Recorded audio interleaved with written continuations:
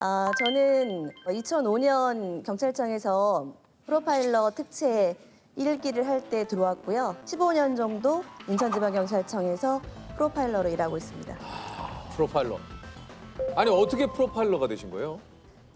사실 프로파일러가 뭔지 잘 모르고 들어왔고요. 그 전에는 이제 상담 공부하고 대학원에서 박사과정 하고 있었는데 이제 면담하고 대학생들하고도 면담하고 이런 일을 하니까 상담하는 일 자체는 매력이 있었거든요. 이제 범죄자하고 면담하는 사람을 뽑는다, 우리나라에서. 범죄자하고 상담을 한다? 그러면 아무나 할 수 있는 일은 이거 아무나 할 수 있는 일은 아니에요. 아니니까 그래서 저는 그냥 매력이 있었습니다. 프로파일러는 우리 전국에 한 몇 분 정도 계십니까? 지금 36명 정도 있고요. 생각보다 프로파일러 분이 뭐 많지는 않으시네요.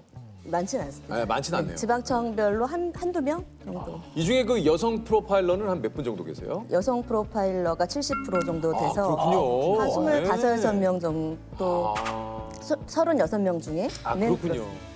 프로파일러라는 직업 자체가 굉장히 좀 생소했을 때는 이 경찰관 분들도 약간 생소하셨다고 그래요.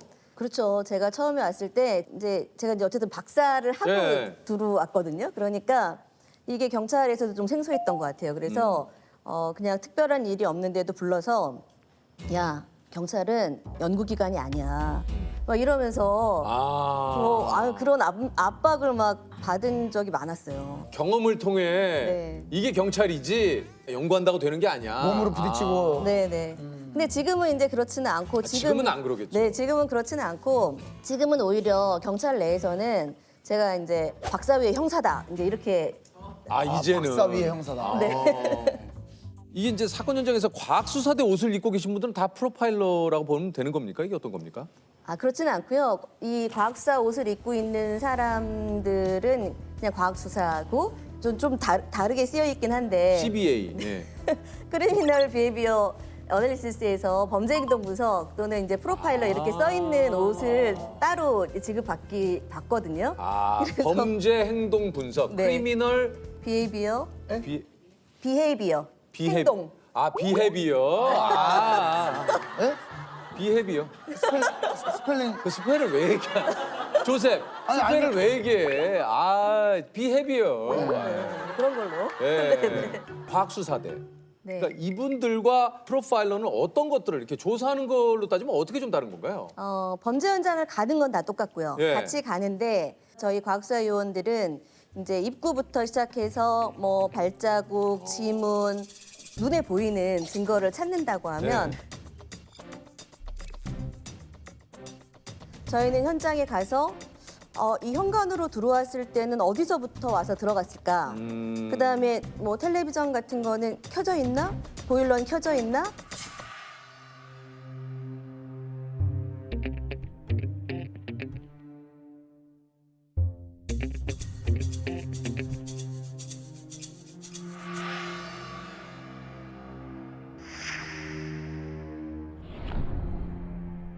뭐 이제 이렇게 눈에 보이지 않는 증거들을 좀 찾는다. 그러니까 말 그대로 행동 심리를 분석을 하는 거예요. 네, 그렇습니다. 그러니까 만약에 범인이 여기 족족이 있었다. 그럼 여기서 이 범인은 어디로 갔을까? 네, 그렇습니다. 이런 행동 심리를 분석을. 예전에 저희 어렸을 때는 그런 추리라는 책 같은 게 있었어요. 맞아요. 보고 범인은 누구일까요? 그래서 맞추면 와, 이 희열이 그렇죠. 장난이 아닌 거예요. 뭐 예를 들어서 맞춘 적 있어요? 있죠. 예를 들어서 뭐 집에 고양이, 뭐 강아지, 뭐 쥐가 있는데 뭐 과자가 뭐 없어졌다. 고양이, 강아지, 쥐 누가 먹었을까? 그러면 뭐 강아지는 뭐 자기가 아니라고 하고 있고 뭐 고양이가 나가 있고 뭐 자기 아니라고 하고 있어. 뭐 결국에는 뭐 쥐도시 뭐 쥐도새 뭐가 열려 있어서 이거 쥐인데 딱 정답은 쥐입니다. 야씨. 네. 자, 네. 조세호 어린이의 어린 시절 네네. 이야기인가요? 프로파일러라면은 이제 좀 범죄자를 굉장히 좀 많이 만났을 것 같은데 몇 분 정도 만나보신 거예요? 제가 일일이 세보진 않았지만 그냥 얼핏 해도 한 300명 이상은 만나고 뭐 최근에 이춘재도 만났고 고유정도 만났고 뭐 많이 만났죠. 어우, 진짜 그 두 사람을 다 만났어요? 네네네 만났습니다. 와. 저는 이제 중간에 투입이 됐고요. 이춘재가 부산에 있었을 때는 우리 경기남부청에 있는 프로파일러가 가서 자백을 받았습니다. 네. 네, 화성 연쇄 살인 사건의 유력한 용의자인 이춘재가 범행을 인정했습니다. 전국에서 차출된 프로파일러 9명이 주말을 제외하고 거의 매일 이춘재를 접견하며 신뢰관계를 형성한 것도 큰 역할을 했습니다.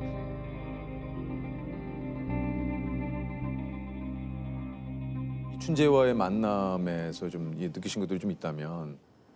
이춘재는 그냥 딱 봤을 때 뭐 사이코패스다 이렇게 느껴지는 그런 사람은 아니에요. 그리고 워낙 수감 생활을 오래 했기 때문에 얼굴이 허옇고 그래서 딱 봤을 때는 그런 느낌은 안 들지만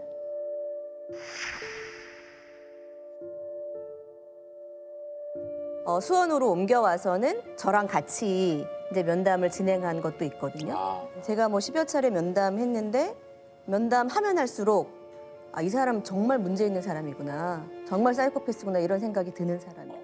이렇게 표현했어요. 내가 만약에 계속 그 범죄에 대해서 생각하거나 잘못했다는 생각을 하면 내가 지금 이렇게 많은 걸 했겠냐 이렇게 반문하더라고요. 네.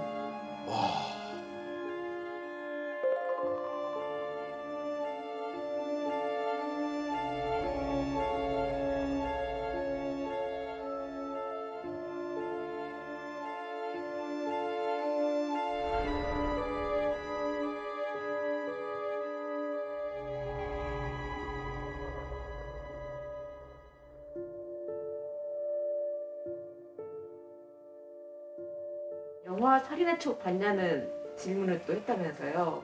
본인이 살인의 추억 봤다고 했고 아무런 감흥이 없었다고 그렇게 대답했죠. 마치 사건을 얘기할 때 제3자처럼 얘기하는 그런 습관이 있더라고요.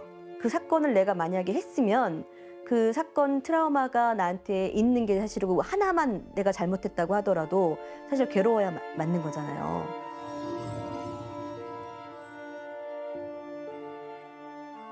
반성의 행동을 보이긴 하던가요? 반성을 합니까?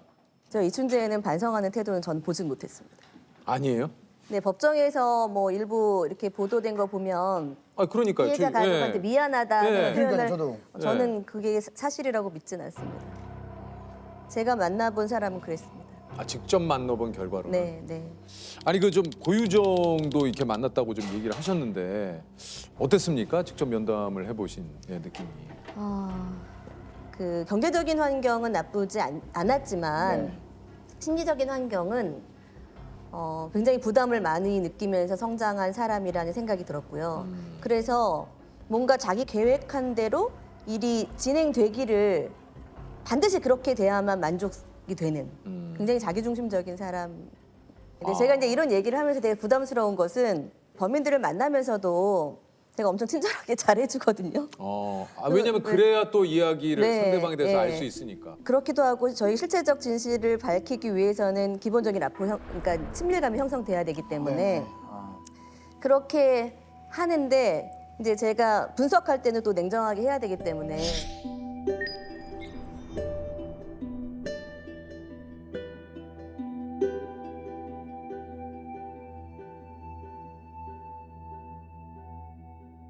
영화나 드라마에서처럼 뭐 그런 기싸움도 좀 있습니까? 그 범죄자와. 기싸움은 당연히 있죠. 예를 들면 어떤 기싸움이 있나요? 예를 들면 뭐 물건 하나 가져간 것과 관련해서 훔쳐간 것과 관련해서도 그거 당신이 가져갔습니까? 라고 물어보면 순간적으로 계속 생각하거든요. 범죄자들도. 지금 가져갔다고 할까? 아니면 보기만 했다고 할까? 보지도 못했다고 할까?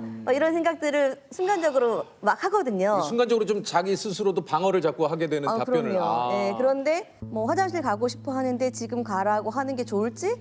물 달라고 하는데 줘도 될지? 뭐 심지어는 뭔가를 얘기할 것 같아서 물을 주잖아요.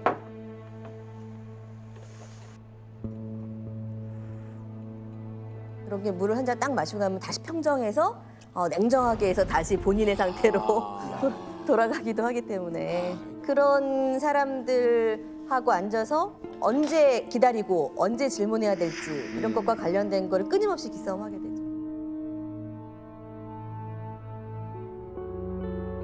가장 기억에 남는 사건이 있다면 어떤 게 좀 있을까요?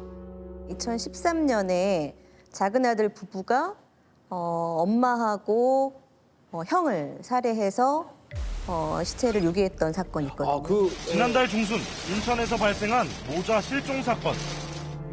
처음에는 실종 신고로 엄마가 엄마가 안 들어온다 이렇게 실종 신고로. 실종 신고를 냈어요. 본인이요? 작은 아들이. 작은 아들이. 네. 정 씨의 동생이 정 씨 소유의 은색 혼다 시빅 승용차를 몰고 강원도에 다녀온 사실을 확인했습니다. 인천 모자 실종 사건의 용의자가 긴급 체포됐습니다. 둘째 아들이 유력한 용의자로 지목됐습니다. 수사에 투입되셨을 때는 어떤 상황이었습니까, 이게? 두 사람이 굉장히 용의자로 이제 지목이 됐던 상태였고요. 그런데 이제 시체를 찾을 수가 없었어요. 피해자를 찾을 수가 없어서 시체를 찾기 위한 팀에서 이제 같이 수사를 도왔죠. 그럼 어떻게 수사를 하신 겁니까? 며느리가 용의자라고 생각이 되긴 했는데요.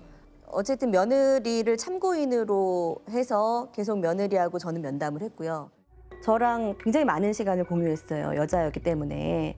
그리고 또 꿈이 프로파일러라고 저한테 이야기하기도 했고 프로파일러가 꿈이기 때문에 저한테 엄청 호감을 보였어요. 그랬기 때문에 자신도 모르게 본인이 딱 방어벽을 갖고 있다가 저한테는 그 방어벽을 일부 허물었을 수도 있겠다라는 생각이 들고 자기가 처음에는 전혀 몰랐다, 현장 가지도 않았다 이렇게 했다가 저희가 여러 가지 실험을 했어요. 차량이 혼자 탔을 때 바퀴가 내려앉는 정도, 둘이 탔을 때 내려앉는 정도 정밀 분석도 하는 과정에서 같이 타고 있는 듯한 이런 것들이 다 밝혀졌어요. 그러니까 내가 거기 안 갔다고 할 수는 없는 거예요.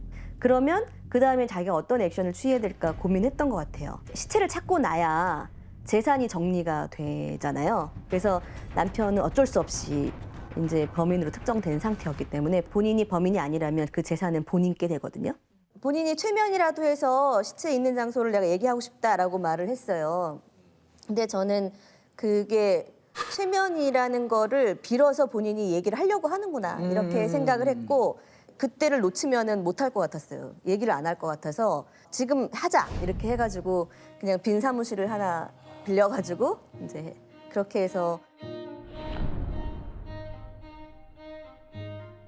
소파에 앉아서 이렇게 하는데 막 정말 리얼하게 말을 하는 거예요. 그래가지고 막 저 혼자서도 막 소름이 끼쳤죠. 다 기억하더라고요. 그리고 뭐 원래 아는 거죠, 그 내용. 본인 뭐 최면 걸린 게 아니니까. 시신 유기 당시 함께 있었던 정 씨의 부인 29살 김모 씨의 증언이 결정적이었습니다. 정 씨의 아내는 두 사람이 실종된 직후 남편과 강원도로 여행을 떠났는데 차에 큰 여행용 가방 2개가 실려 있었고 남편이 강원도 정선과 경북 울진 야산에 가방을 하나씩 버렸다고 진술한 겁니다.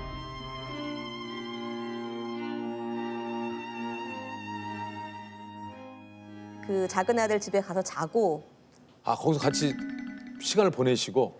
예, 왜냐면은 이 사람들이 수면제를 복용하고 있는 상태여가지고요. 그래서 아침에 새벽 일찍 이제 찾으러 가야 되는데 못 일어나면 못 가는 거잖아요. 안 나오면. 그러니까 같이 가서 누군가 자야만 했거든요. 그 용의자분들하고 같이? 네, 여자 용의자하고 같이 잔 거죠. 가서 혼자 자면 그 시간에 일어나서 나올 리가 없거든요. 나 수면제 먹고 못 나왔다 그러면 할 말도 없고. 수사팀에서 의논해가지고 그럼 누가 한 명 같이 가서 자자 이제 이렇게 된 거죠. 뭐 어쩔 수 없이 제가 간 거죠. 무서웠어요 당시에는. 예. 자고 아침에 일어나서 갔는데 언저리만 계속 돌고 기억이 잘 안 난다고 또 이렇게 얘기하다가 나중에는 이제 그 근처까지 갔고 여기다 하고 누가 여기 있다고 이제 발견하게 됐죠. 인천에서 실종된 모자 가운데 어머니로 추정되는 시신이 강원도 정선에서 발견됐습니다. 어제 어머니로 추정되는 시신에 이어서 오늘 장남의 시신도 발견됐습니다. 피의자 신분으로 전환되는 날 이제 극단적 선택을 했거든요. 아내분이요? 네. 그럼 작은 아들은? 작은 아들은 지금 형을 살고 있죠. 살고 있고. 네.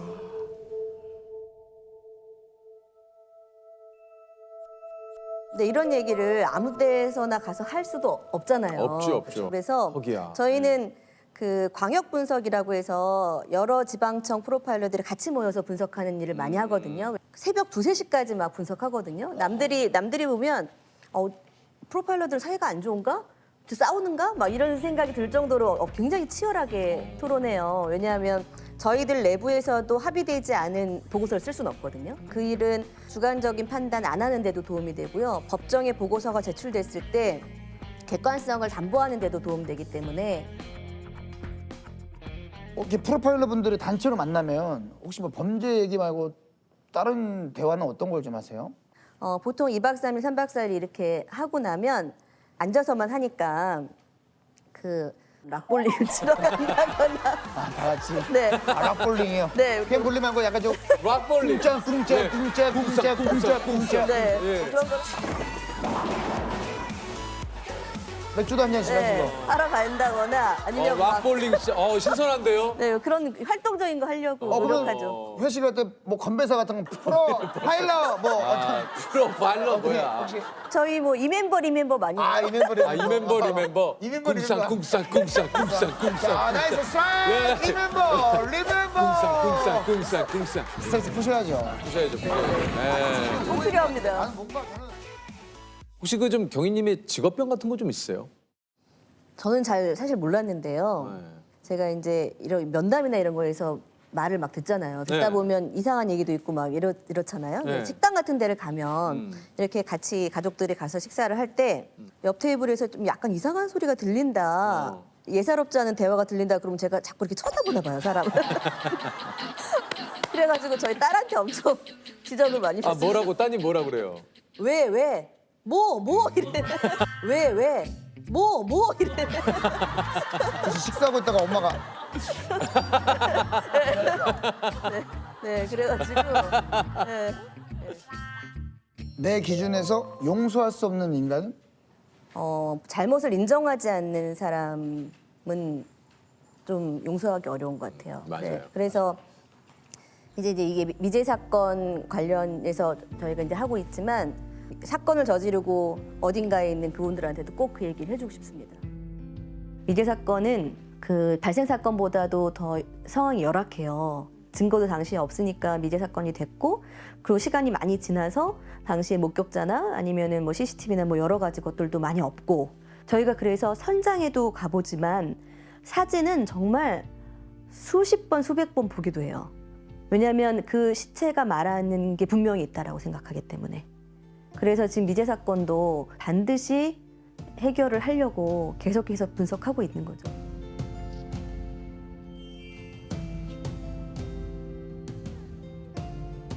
자 그럼 마지막으로 나에게 영웅이 있다면 누구일까요? 저는 저희 가족, 지금 이 순간에 가족이 떠오르네요. 저한테 가장 영웅은 저의 남편이고 딸이고 아들. 그게 나의 영웅이다. 네. 혹시 뭐 저기 건너편에 앉아있지만 뭐 하고 싶은 얘기 있으십니까? 건너편에 앉아있으면 아니면 뭐 나중에 있지만 네. 또 항상 뭐 해주고 싶었던 얘기가 네. 늘 이제 엄마가 많은 시간을 같이 못했는데도 잘 자라줘서 너무 고맙고, 또 그렇게 자리를 많이 비우는 마누라를 옆에서 잘 지켜보고 같이 살아줘서 고마워. 사랑해.